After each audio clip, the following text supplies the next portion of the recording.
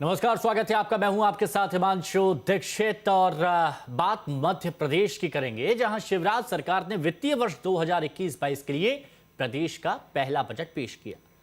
Budget में किसान, स्वास्थ्य और शिक्षा पर सबसे ज्यादा फोकस दिखा। बढ़ते कर्ज और राजस्व की कमी का असर भी बजट में साफ तौर पर नजर आया और शायद यही वजह है कि वैट कम करने का जोखिम नहीं उठाया गया। सरकार का यह बजट विपक्ष को रास नहीं आ रहा है। पूर्व सीएम कमलनाथ ने तो इस बजट पर शायराना अंदाज में तंज कसा है और आज चर्चा इसी मसले पर करेंगे कि क्या शिवराज सरकार का बजट हर तबके के लिए है। क्या यह बजट मध्य प्रदेश को आत्मनिर्भर मध्य प्रदेश बनाने के सरकार के दावे और वादे को पूरा कर पाएगा। इस पर हम बातचीत करेंगे। कुछ खास मेहमान हमारे साथ मौजूद रहेंगे, लेकिन पहले आप ओवरऑल रिपोर्ट देखिए इस बजट पर। मध्य प्रदेश में शिवराज सरकार ने पहला ई बजट पेश किया। शिवराज सिंह चौहान के चौथे कार्यकाल का भी ये पहला बजट है। बजट में प्रदेश की जनता के लिए कुछ खास हो या नहीं, लेकिन एक खुशखबरी जरूर है। खुशखबरी ये कि ना तो कोई नया टैक्स लगाया गया है, ना ही किसी पुराने टैक्स में बढ़ोतरी की गई है। इस बजट में कोई नवीन कर अधोरोपित करने अथवा किसी भी कर की दर बढ़ाने का प्रस्ताव नहीं है। ये बजट आत्मनिर्भर मध्य प्रदेश बनाने का बजट है। इसके चार प्रमुख स्तंभ: एक अधोसंरचना। अगर आप देखेंगे तो अधोसंरचना पर चाहे वो पानी हो, बिजली हो, पानी मतलब पीने का पानी छोड़ के कह रहा हूं, मैं सिंचाई की बात कर रहा हूं। अगर आप देखेंगे तो 44,152 करोड़ रुपए का लगभग प्रावधान किया गया है। एमपी सरकार का कुल बजट 2,41,375 करोड़ का है। इसमें व्यय का अनुमान 2,17,123 करोड़ रुपए है। इस साल का राजस्व घाटा 8,294 करोड़, अनुमानित राजकोषीय घाटा 50,938 करोड़ है।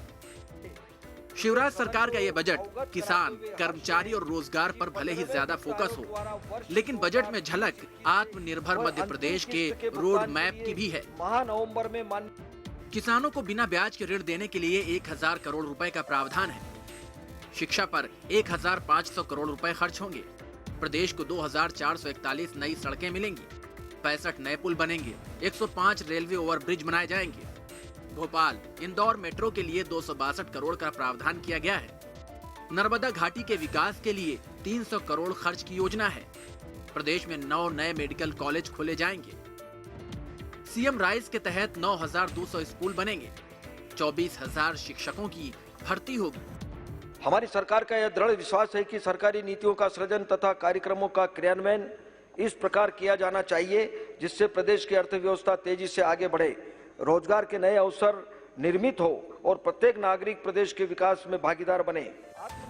कुल मिलाकर कहा जाए तो सरकार के इस बजट में बुनियादी जरूरतों का ख्याल रखा गया है, लेकिन कांग्रेस की नजर में ये बजट कागजों का पुलिंदा है। पूर्व सीएम कमलनाथ तो कुछ इस अंदाज में बजट पर चुटकी लेते नजर आए। प्रदेश का किसान कर्जदार, युवा हो गया बेरोजगार, आम जन पर महंगाई की मार, व्यापारी पर करों का भार, कर्मचारियों को भूल गई सरकार, संवेदनशीलता का हो रहा झूठा प्रचार, जुमलों और घोषणाओं की सरकार, यही है इस बजट का सार। विपक्ष के आरोप अपनी जगह है, लेकिन शिवराज की पहचान गरीबों और किसानों के मददगार के तौर पर दिखती रही है। शायद इसीलिए बजट में न सिर्फ किसानों पर सरकार मेहरबान दिखी है, बल्कि शिक्षा और स्वास्थ्य पर भी फोकस नजर आ रहा है। Team news state.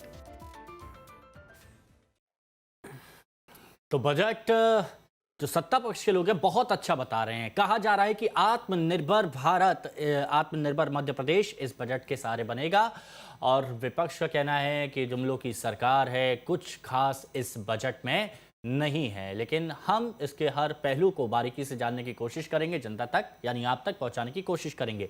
मेहमान हमारे साथ मौजूद हैं, आपसे रूबरू कराते हैं उन्हें।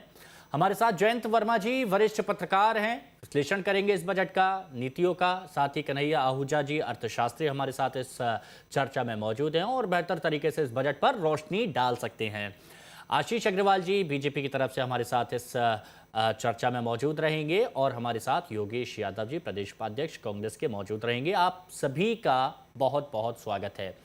देखिए, आशीष जी के पास जाऊंगा। आशीष जी कहेंगे कि बजट बहुत अच्छा है, बहुत खूबियां हैं, आत्मनिर्भर मध्य प्रदेश बनेगा। तो मैं सीधे योगेश यादव जी से शुरुआत कर लेता हूं और ये मैं जान लेता हूं कि कहां कुछ कमियां हैं, क्योंकि ये तो साफ है कि उनको इस बजट में कुछ भी अच्छा नहीं लग रहा होगा। योगेश यादव जी, शुरुआती प्रतिक्रिया आपकी। देखिए हिमांशु जी, इसमें कमी की बात तो बहुत दूर की बात है। इसमें क्या विशेषता है यह बताना बहुत मुश्किल हो जाएगा। ये एक चलता हुआ बजट है जिसके सामने मध्य प्रदेश जैसे रसातल में जाता जा रहा है भारतीय जनता पार्टी के शासन में, वैसे ही जीडीपी घटती जाएगी, रसातल में जाता जाएगा। कोई संभावनाएं नहीं है, कोई नियोजन नहीं है।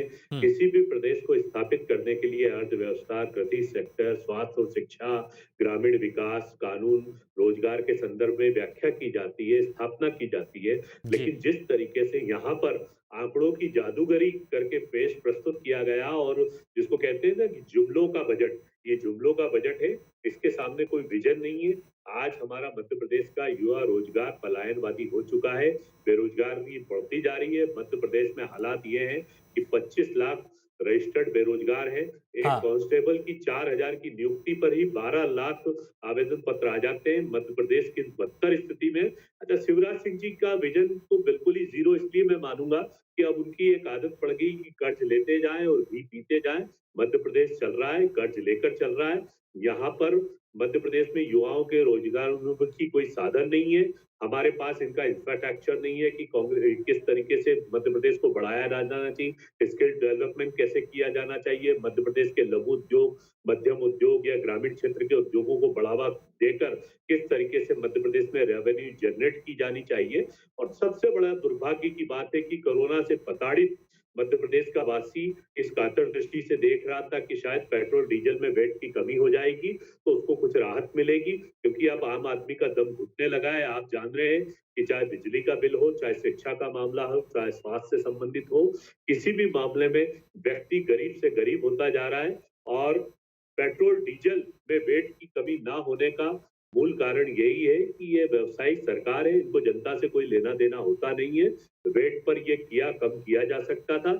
ये बड़ा दुर्भाग्य है देश का कि वैट हमारी ऑयल कंपनीज जितनी है वो 4.5 लाख करोड़ के मुनाफे पर पहुंच गई है। मुनाफे के कमाने वाली सरकार है, इनको जनता से कुछ लेना देना नहीं है। आज हमारा पेट्रोल और डीजल पर वैट कम ना होने के कारण हमारी सब्जी महंगी, हमारा किराना महंगा, हमारा परिवहन महंगा, हमारे हर जाने आने के संसाधन महंगे।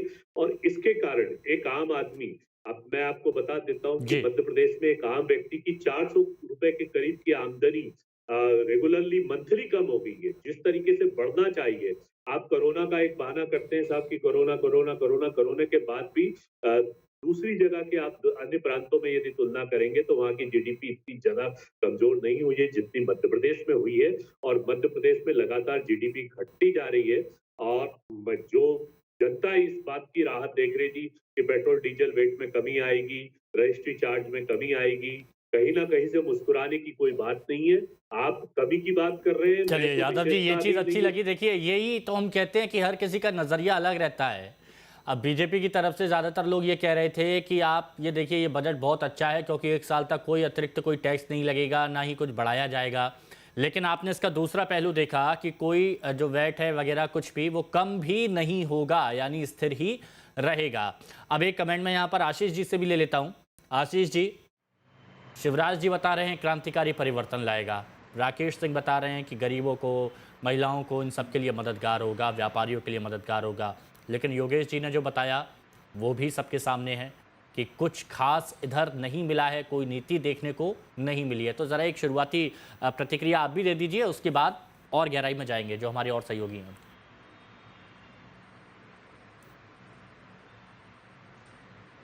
देखिए, यूं तो मुद्दे के लाख बुरा चाहने से होता नहीं है, तो इसलिए मध्य प्रदेश का ये जो बजट है, कांग्रेसी जितना ये कोस रहे ना, ये जनता जानती है कि 15 माह में इन्होंने क्या किया था। और वैट की दुहाई देने वालों, तुमने तो लिखित में झूठ बोला था। तुमने जब सरकार बनाने से पहले घोषणा पत्र लाए थे तो वैट पे 5 रुपए कम करने का वादा किया था, उसको 4 बार बढ़ाया। और बढ़ाने के बाद खजाना खाली होने का बहाना देकर सारी की सारी जनहितैषी योजनाएं प्रारंभ कर दी। तो सबसे पहले मैं अपने मुख्यमंत्री और अपने वित्त मंत्री को बधाई देता हूं कि इस कोरोना के संकट काल में सबसे पहले तो किसी नए कर को अधिरोपित नहीं किया और वर्तमान के किसी कर को बढ़ाया नहीं। ये जनता के प्रति हमारी सरकार की संवेदनशीलता। लेकिन कम भी तो यहाँ पर नहीं किया, लोग उम्मीद कर रहे थे कि कुछ कम हो जाएगा। आत्मनिर्भर मध्य प्रदेश की संकल्पना थी,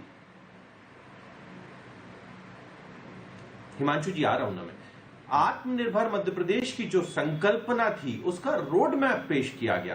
किन 4 पिलर्स पर वो आएगा और उन 4 पिलर्स में किस तरीके से गवर्नमेंट अपनी स्पेंडिंग करेगी, ये बहुत क्लियर कट डिफाइन ये बजट करता है। ये बजट बताता है कि good economics is good politics.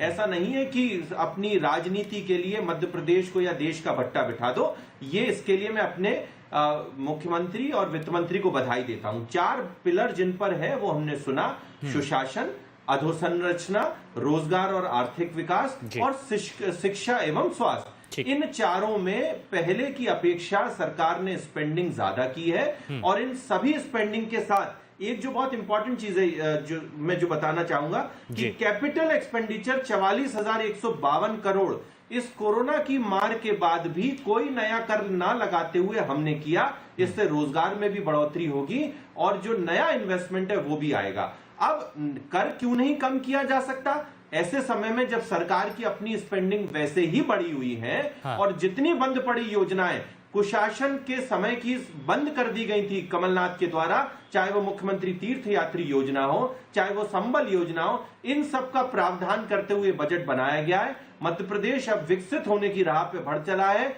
और ये बजट मील का पत्थर साबित होगा। अच्छा ठीक है, ये सारी चीज़ें यहाँ पर निकल के सामने आ गई। तुलना तो यहाँ पर हो ही गई है। थोड़ा और गहराई में जाते हैं। आहूजा साहब, आप अर्थशास्त्री हैं, तो आप बेहतर तरीके से बता सकते हैं कि जो बार बार एक बात कही जा रही है कि मध्य प्रदेश को आत्मनिर्भर बनाने के लिए बजट बहुत कारगर साबित होगा आने वाले वक्त में, तो क्या आपको लगता है कि ये बजट मध्य प्रदेश को बहुत सही दिशा में बहुत तेजी के साथ आगे ले जाने में सक्षम है या कहीं कुछ कमियां हैं? तो रखिए प्लीज। देखिए, जब ये बजट प्रस्तुत किया गया तो उससे एक दिन पहले आर्थिक सर्वेक्षण के आंकड़े प्रस्तुत किए गए, जिसमें स्पष्ट कहा गया जो आर्थिक हमारा सर्वेक्षण है मध्य प्रदेश का, वो स्पष्ट कहता है कि हमारी जो पर कैपिटा इनकम है वो लगभग 4,800 के आसपास कम हुई है। और सबसे बड़ी जो तकलीफ वाली बात है कि हमारा जो राजस्व है, हमारी जो सरकार की जो राजस्व प्राप्तियां है वो 1.05% से कम हुई है। जब सरकार की आवक कम हुई है, सरकार का राजस्व कम हुआ है, ऐसे में सरकार को विकास करना सरकार के लिए बहुत डिफिकल्ट हो जाता है। और यदि हम कोरोना काल की बात नहीं करें, लोग कहते हैं कि कोरोना तो सब स्टेट में आया, लेकिन कोरोना ने कहीं ना कहीं हमारी आर्थिक स्थिति को प्रभावित किया है। कोई भी राज्य ऐसा नहीं हो सकता जो कहीं जहां पे कोरोना ने प्रभावित नहीं किया।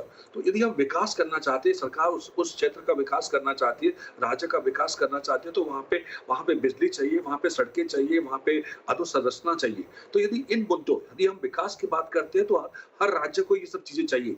तो ऐसे में यदि इस परिप्रेक्ष्य में हम इस बजट को देखें तो जैसे अभी बजट के कंपोजिशन को देखें तो बजट के 2 कंपोजिशन होते हैं। एक रेवेन्यू बजट होता है, एक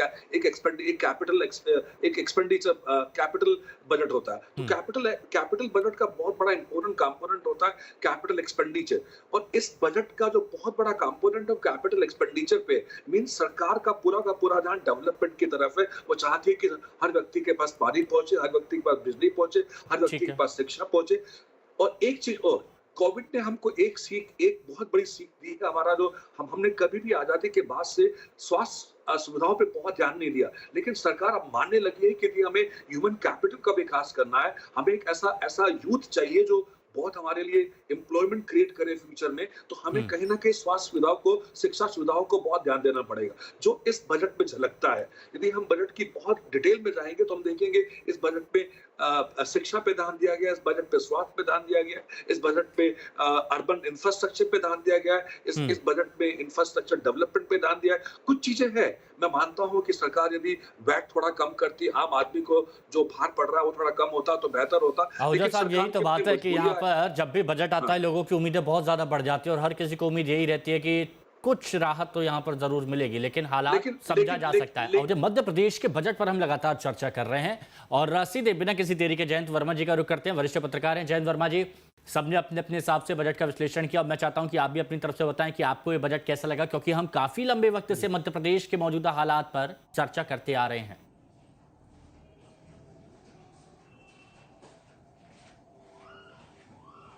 देखिए हिमांशु जी, वैसे तो मुख्यमंत्री जी का ये कहना था कि अब की बार का क्रांतिकारी बजट होगा, तो लोगों को तो बहुत ज़्यादा उम्मीदें थीं। और एक साल जो था पूरा का पूरा मध्य प्रदेश में जो असंगठित वर्ग के लोग थे उनके लिए तो ये बिल्कुल ही नारकीय जीवन की स्थिति आ गई थी।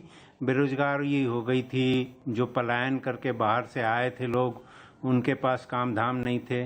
तो इन सब के लिए कुछ बहुत क्रांतिकारी कोई योजना आएगी ऐसी तो उम्मीद थी, परंतु हुआ कुछ नहीं। मध्य प्रदेश की 70% आबादी जो है वो कृषि रूरल एरिया में रहती है और अधिकांश उनकी जो अर्थव्यवस्था है वो ग्रामीण अर्थव्यवस्था कृषि और अलाइड एक्टिविटीज़ से जुड़ी हुई है। तो किसानी कर्ज का जैसे मामला है, कर्ज में हर किसान डूबा हुआ, तो उसके बारे में वो केवल वो जीरो बजट, जो जीरो इंटरेस्ट पे बजट देंगे, वो देंगे अपना कर्ज, वो है। और उसके लिए शायद 1000 करोड़ रुपए का केवल प्रावधान किया है। हाँ, 0% ब्याज पे, तो 1000 करोड़ रुपए का केवल उसमें किया है। 70% आबादी के लिए जितना बजट का 70% अलॉटमेंट होने चाहिए था वो तो हुआ नहीं। तो एक तो एग्रीकल्चर सेक्टर बहुत वो है। अच्छा, आत्मनिर्भर की जो बात है, आत्मनिर्भर मध्य प्रदेश, तो आत्मनिर्भर प्रदेश तो हो जाएगा, पर आम आदमी आत्मनिर्भर बनेगा कि नहीं, इसके बारे में कुछ मतलब एक बड़ी विचित्र स्थिति है कि लोगों को अपने पैरों पे खड़ा होने की स्थिति बनेगी कि नहीं बनेगी। जो इनफॉर्मल सेक्टर के लोग हैं उनके लिए क्या है। और दूसरा ये हाउसिंग एक्टिविटी पूरी तरह से लगभग ठप सी हो गई थी, क्योंकि स्टैंप ड्यूटी वगैरह यहाँ तो बहुत ज़्यादा है और राजस्थान से बहुत कम है, मतलब राजस्थान में कम है। तो स्टैंप ड्यूटी कम करेंगे, कुछ हाउसिंग एक्टिविटी बढ़े, इसके लिए कुछ काम होगा, ऐसा वैसा तो कुछ दिखा नहीं है। और बेरोजगारी जो है इसके लिए भी ये है कि इंक्लूसिव टाउन प्लानिंग यदि हो, इंक्लूसिव टाउन प्लानिंग में यह है कि आप जो असंगठित वर्ग के लोग हैं, जो पगड़ी दे के दुकान नहीं खरीद सकते हैं, उन लोगों को कम से कम कोई इज्जत के साथ बैठ के एक वो हॉकर्स जोन जैसे बनते हैं वैसे आप चौपाटियाँ जैसे जगह जगह बना दें ताकि वो अपनी रोजी रोटी इज्जत से चला सकें। तो ऐसा कुछ मुझे लगता है कोई बड़ा क्रांतिकारी इसमें ऐसा बदलाव आएगा ऐसा लगता नहीं है। और वो जो पुरानी योजनाएं थी वही सारी की सारी योजनाएं चलेंगी। ठीक है, अब तो इसी पर ना कोई खास मुझे उम्मीद नहीं दिखती है कि इस बजट से कोई एकदम से परिवर्तन आ जाएगा। इस पर योगेश यादव जी से और एक बात कर लेते हैं, फिर आशीष जी के पास इकट्ठा में जवाब यहाँ पर ले लूंगा। एक दौर 1 साल का गया। ठीक है योगेश यादव जी, जो आशीष जी बता रहे थे कि आत्मनिर्भर मध्य प्रदेश का ताना बाना 4 स्तंभों पर आधारित है, जिसका उन्होंने जिक्र किया, भौतिक अधोसंरचना, शिक्षा और स्वास्थ्य, अर्थव्यवस्था और सुशासन। और ये बताया जा रहा है कि इसमें छात्र छात्राओं पर बहुत ज़्यादा फोकस किया गया है, किसानों पर बहुत ज़्यादा फोकस किया गया है, व्यापारियों के लिए भी यहाँ पर बात की जा रही है और किसानों के लिए ये सारी चीज़ें निकल के सामने आई है। तो इसमें आपको कहाँ पर कमी नज़र आती है? क्योंकि ये भी बता रहे हैं कि हम सड़क भी बनाएंगे, हम पुल भी बनाएंगे और विशेष इन पर हम ध्यान भी देंगे, तो फिर और क्या आप इसमें बदलाव चाहते थे? देखिए हिमांशु जी, मध्य प्रदेश में आप नव निर्माण करेंगे, नव सृजन करेंगे, इसके बजाय आपको जो वर्तमान में जो व्यवस्था है उसको आप सुसज्जित करें, व्यवस्थित करें, उसमें सुधारात्मक क्या मुद्दे होते हैं उस पर विचार करें तो बहुत बेहतर होता है। अभी मैं आपको एक बात, जिस तरीके से आशीष भाई कह रहे थे 4 पिलर्स की बात कर रहे थे, ये शब्द अच्छे लगते हैं, अर्थव्यवस्था, कृषि सेक्टर, स्वास्थ्य एवं शिक्षा। 4 पिलर्स की बात करके एक शाब्दिक अर्थ में यथार्थ के धरातल पर आप उसको कितना इम्प्लीमेंट कर सकते हैं, उसको कितना उसके अंदर लेकर आ सकते हैं, ये उस पर बहुत ज्यादा निर्भर करता है। अब मैं आपको एक बात उदाहरण देना चाहता हूं कि मध्य प्रदेश में, जैसे अभी हमारे आदरणीय अर्थशास्त्री जी कह रहे थे, बड़ी गंभीर बात कही कि कृषि सेक्टर में आपने 1000 करोड़ का जो प्रावधान रखा है, कृषि सेक्टर के हालात क्या है। अभी वर्तमान में गेहूं कटना शुरू हुआ था, आपको तत्काल समर्थन मूल्य घोषित करना था ताकि किसानों के हालात सुधर जाए, क्योंकि सोयाबीन भी पिटा है। सोयाबीन के समय भी अतिवृष्टि हुई है, तो ये किसानों की पहली फसल थी कि जो तरीके से आई है और जिसका कटना गर्मी पहले जल्दी आने के कारण जल्दी हो, लेकिन सरकार सुस्त है। सरकार को अभी कोई इस मामले में चेतन्यता नहीं है। मंडियों पर जाकर आप देखिए गाड़ियों की भीड़ लगने लगी। हम इस सरकार से इस बात की अपेक्षा कर रहे थे कि बजट में आपसे बराए करम सिर्फ यह निवेदन है कि जो मध्य प्रदेश जिस तरीके से मेंटेन किया जा सकता है, आप नए पुल के फ्लाईओवर की बात कर रहे हैं, आप रेलवे पुल की बात कर रहे हैं, मेट्रो परियोजना का जिस तरीके से आपका अच्छा योगेश जी, कहीं ऐसे तो लगता नहीं, योगेश जी ऐसा नहीं होता कि अगर योगेश जी ऐसा नहीं होता कि अगर ये सारी चीज कही जाती कि जो पुरानी योजनाओं को हम उनको आगे बढ़ाएंगे, तो फिर एक पॉइंट ये भी तो उठाया जा सकता था कि नया तो इसमें कुछ है ही नहीं, वही जो पुरानी सारी चीजें नहीं, लेकिन आपने जो पुरानी महत्वपूर्ण योजना है जिससे मध्य प्रदेश विकसित मध्य प्रदेश की तरफ बढ़ने वाला है हिमांशु जी। हाँ। अब आप बताइए, मेट्रो को आपने जिस तरीके से आवंटन किया है, मेट्रो इंदौर और भोपाल में, मुझे नहीं लगता कि 10 साल में भी वो। चलिए ठीक है, आपका पॉइंट समझ गए योगेश यादव जी, आपका पॉइंट समझ गए हैं कि जो पुरानी व्यवस्थाएं हैं उन पर थोड़ा सा और फोकस करना चाहिए था। इसका जवाब जरूर लूंगा, क्योंकि जयंत जी को भी बहुत ज्यादा इसमें कुछ खास नया नजर नहीं आया। आशीष जी से जवाब लूंगा, लेकिन एक और छोटा सा ब्रेक, मजबूरी है, जल्द लौटेंगे।